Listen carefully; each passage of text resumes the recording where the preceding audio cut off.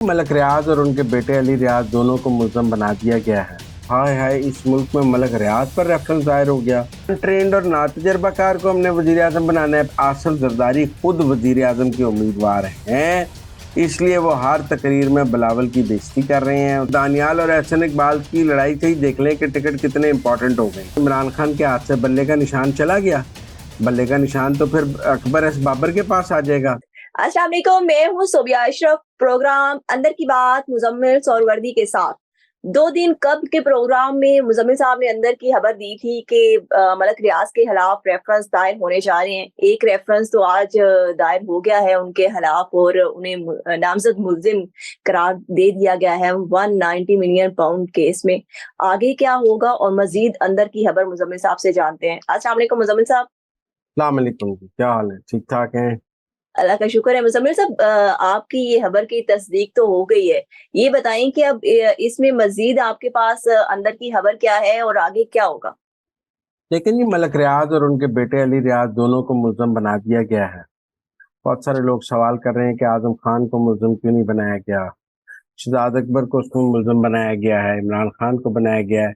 बहुत मैंने लोगों के ट्वीट्स देखे थी कि कोई इमरान खान के अपने ज़ाती अकाउंट में 190 मिलियन पाउंड गए हैं जो आपने इमरान खान पर रेफरेंस दायर कर दिया है। भाई, हम्म। चोरी का पैसा पकड़ा। इमरान खान वजीर आजम थे, उन्होंने मलक रियाज को वो पैसा वापस लौटा दिया चोरी का। आप समझे, जो सुप्रीम कोर्ट के अकाउंट में पैसे जमा हुए, वो वो वो जो सुप्रीम कोर्ट के अकाउंट में पैसे जमा हुए, वो अकाउंट मलक रियाज के जुर्मानों के लिए था। वहां मलक रियाज के अकाउंट से पैसे जा रहे थे और वो अपने जुर्माने अदा कर रहे थे। तो जो चोरी का पैसा पाकिस्तान को मिला, इमरान खान ने मलक रियाज को वो दिया कि वो अपने जुर्माने अदा कर दें। ये तो ऐसी है जैसे मुझे किसी ने जुर्माना किया हो तो हुकूमत मेरा जुर्माना जो है वो मेरे किसी और मद में पकड़े गए पैसे। तो चोरी का पैसा चोर को वापस देना भी चोरी की अयानत है। लिहाजा लोग ये सवाल ना करें कि कोई इमरान खान के अकाउंट में भी गया। आपने चोरी का पैसा चोर को वापस दे दिया, यही जुर्म है आपका। ये जैसे चोरी का माल पुलिस बरामद करे और फिर वो बरामद करके वापस चोर को ही दे दे, तो क्या उस थानेदार को सजा होगी कि नहीं होगी कि तुमने चोरी का माल बरामद करके वापस चोर को दे दिया है? इमरान खान ने चोरी का माल बरामद करके वापस चोर को दे दिया और वो मुल्क के थानेदार थे, लिहाजा उन पर मुकदमा तो होगा करप्शन का, माली बदनवानी का, इख्तियारात से नाजायज इस्तेमाल का। लोग ये बात समझ नहीं रहे कि उन्होंने चोरी का माल वापस चोर को दिया है और वो मुल्क के थानेदार थे, लिहाजा थानेदार ने चोर का माल चोरी को दिया तो गिरफ्तार होगा। पहली तो बात ये मुजम्मिल साहब, समझ, उनके बेटे को नामजद मुल्जिम क्यों करार दिया गया है इस रेफरेंस में? क्योंकि लंदन से जो पैसे आए हैं उनमें उनका बेटे का भी वीजा कैंसिल हुआ था ना। उसमें उनका बेटा प्राइम सस्पेक्ट था। उस वो जो चोरी का माल आया है उसमें उनका बेटे के भी पैसे जब्त हुए थे, उनके भी हुए थे। इनके यूके के वीजे कैंसिल किए। बरतानिया ने कहा मलक रियाज, अली रियाज, उसके बच्चे, उसकी बेगमें, उसका खानदान जिंदगी में कभी बरतानिया ना आए। उनके वीजे कैंसिल कर दिए कि इनके बरतानिया आने से बरतानिया के माशरे पे मनफी असर पड़ता है। तो इनके बरतानिया के ताहयात वीजों पर पाबंदी है, ये बरतानिया नहीं जा सकते, इसलिए अली रियाज को उसमें डाला गया है। मैंने आपको कहा है 2 और रेफरेंस भी दायर होंगे और इसके अलावा मनी लॉन्ड्रिंग का केस भी मलक रियाज पे होगा। तो लिहाजा इसलिए लोगों को परेशानी लग गई है कि हाय हाय, इस मुल्क में मलक रियाज पर रेफरेंस दायर हो गया। वो तो फाइलों को पहिए लगा देते थे, उन्होंने तो जर्नैल खरीदे हुए थे, सियासतदान खरीदे हुए थे। भाई, अब वाला जर्नैल बिकने को तैयार नहीं है, लिहाजा मलक रियाज का बुरा वक्त शुरू हो गया।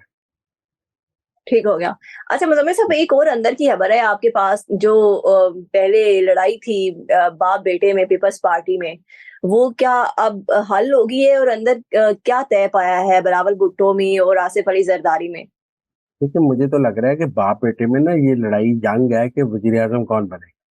जब आसिफ जरदारी ने कोयटा में भी कहा है कि बिलावल अभी अनट्रेंड है, तो अनट्रेंड तो पंजाब पाकिस्तान का वजीर आजम नहीं हो सकता ना। तो फिर ट्रेंड तो आसिफ जरदारी साहब है। इसका मतलब है अगर पीपल्स पार्टी की तरफ से कोई वजीर आजम का कैंडिडेट है तो वो आसिफ जरदारी है। क्योंकि जब वो हर तकरीर में बिलावल को अनट्रेंड, ना तजर्बाकार, जैसे अल्फाज से पुकारेंगे तो पाकिस्तान का वोटर और पाकिस्तान की एस्टेब्लिशमेंट ये सोचने पर मजबूर हो जाएगी कि यार अनट्रेंड और ना तजर्बाकार को हमने वजीर आजम बनाना है। पहले एक अनट्रेंड और ना तजर्बाकार को बनाया है, मुल्क का पठागोल हो गया है, और अब एक और अनट्रेंड और ना तजर्बाकार को वजीर आजम बनाएंगे तो मुल्क का क्या हाल होगा। तो जब उनकी पार्टी, उनका बाप ही ये कह रहा है कि भाई मेरा पुत्र अभी अनट्रेंड है, मेरा पुत्र अभी ना तजर्बाकार है, मेरे पुत्र पे एतबार ना करें, तो इसका मतलब है वालिद साहब खुद वजीर आजम के उम्मीदवार है। आप ये समझे कि उनके घर ये लड़ाई है और इस वक्त आसिफ जरदारी खुद वजीर आजम के उम्मीदवार हैं, इसलिए वो हर तकरीर में बिलावल की बेइज्जती कर रहे हैं, उसे ना तजर्बाकार, अनट्रेंड और इस तरह के लफ्ज कह रहे हैं ताकि ना एस्टेब्लिशमेंट उन्हें सीरियस ले, ना वोटर उन्हें सीरियस ले।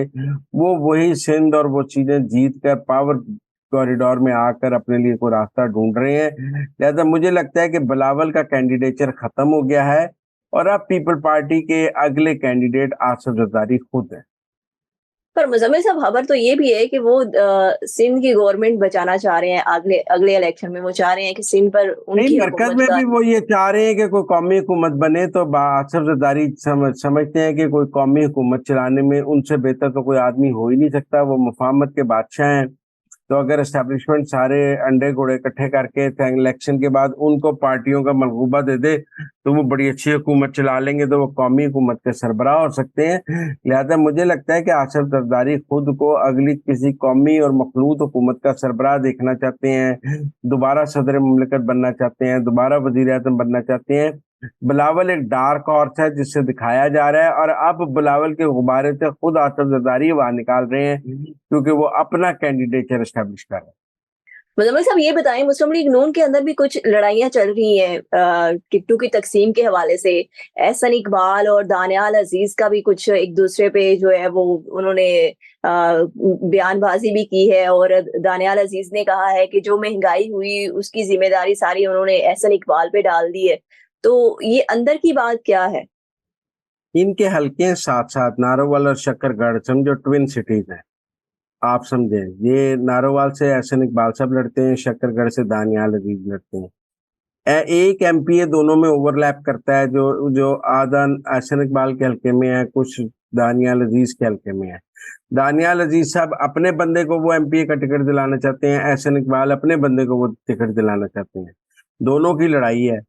दानियाल अजीज ने नाअहली काटी है, उसकी भी बड़ी कुर्बानी है मुस्लिम लीग नून के लिए, और उन्होंने सजा काटी है। एहसन इकबाल भी सेक्रेटरी जनरल है पार्टी के, तो ये दो बड़ों की लड़ाई है। लेकिन ये मैं आपको बताऊं, इस वक्त मुस्लिम लीग नून का टिकट है हॉट टिकट। लोग कह रहे हैं ना कि मतलब पीटीआई का तो टिकट लेने वाला कोई नहीं है। किसी ने कहा है मैं पीटीआई का टिकट लेना चाहता हूँ? कोई पंजाब से, पूरे पाकिस्तान से कोई एक बंदा बता दे जो कह रहा हूँ मैं पीटीआई का टिकट लेना चाहता हूँ। ये 8-10 वकीलों के अलावा, और इन वकीलों की भी ना जमानतें जब्त हो जानी है, बुरकस निकल जाना है।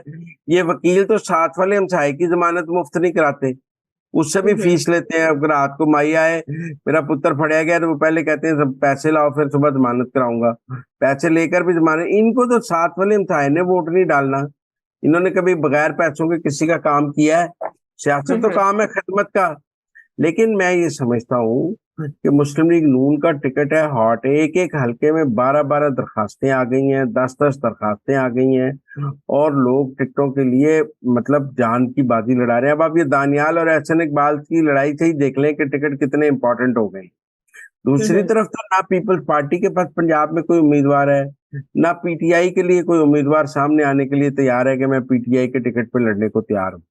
तो टिकट तो हॉट सिर्फ मुस्लिम लीग नून का है इस वक्त, जिसके लिए लंबी लाइनें लगी हुई हैं। उन्होंने अपने पार्लिमानी बोर्ड्स की मीटिंग अनाउंस कर दी हैं। एक एक हल्के के 12-12, 8-8 लोगों के उन्होंने इंटरव्यू करने हैं। तो लिहाजा वहां तो हर हल्के में ऐसी लड़ाई है कि उम्मीदवार बहुत ज्यादा हैं, और हर एमएनए अपनी मर्जी के उम्मीदवार लेके फिर रहा है। लिहाजा आपको इसमें परेशानी की बात नहीं है। ये आखिरी फैसला नवाज शरीफ ही करेगा किसको टिकट देना है, क्योंकि उसके अलावा कोई किसी की नहीं माने। ठीक हो गया। ये तो आपने बड़ी अंदर की खबर बताई है कि दोनों में आपस में टिकटू की तकसीम के हवाले से और एमपीए पर कुछ एतबार के हवाले से ये लड़ाई है।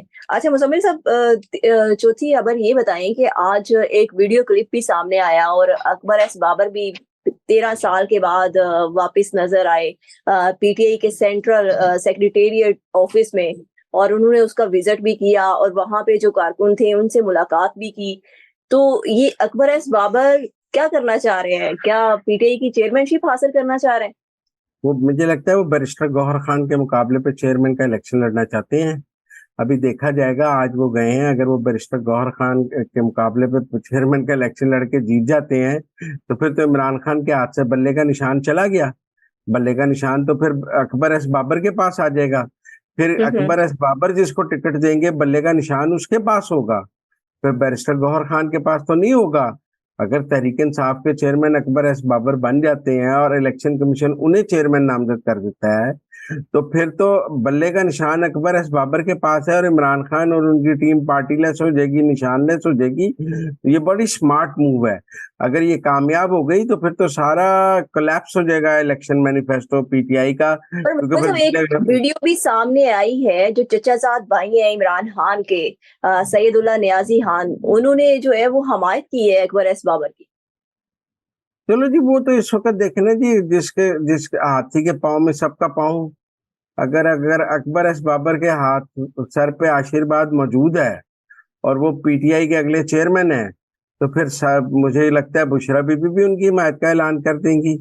क्योंकि अगर बात यहाँ तक पहुंच गई है कि उनके चचेजाद भाई ने भी हिमायत कर दी है तो मुझे लगता है सारी से कोर कमेटी सेंट्रल एग्जेक्टिव भी हिमायत कर देगी और अकबर एस बाबर पीटीआई के चेयरमैन भी हो सकते हैं। लेकिन ये तो इलेक्शन वाले दिन पता लगेगा कि अब उनकी सेंट्रल एग्जेक्टिव में कितने लोग इमरान खान से वफादार हैं और कितने लोगों ने इमरान खान को छोड़ दिया। यानी आप ये कहना चाह रहे हैं कि अगर एस्टेब्लिशमेंट की सपोर्ट हुई तो अकबर एस बाबर जो है वो चेयरमैनशिप का ओहदा हासिल कर लेंगे? हाँ, बहुत ब्राइट चांसेस हैं कि वो चेयरमैन बन जाए, और अगर वो चेयरमैन बन जाएंगे तो इमरान खान को शह मात हो जाएगी। उनके पास इलेक्शन में न बल्ले का निशान रहेगा न पीटीआई रहेगी। वो किस निशान पे किस पार्टी से इलेक्शन लड़ेंगे। Thank you so much Muzammil साहब कि आपने हमें अंदर की खबरों से बाखबर किया। मुजम्मिल साहब के मुताबिक अगर एस्टेब्लिशमेंट ने अकबर एस बाबर को सपोर्ट किया तो अकबर एस बाबर चेयरमैनशिप का ओहदा हासिल कर सकते हैं। इसके साथ ही मुझे इजाजत दें। अल्लाह हाफिज।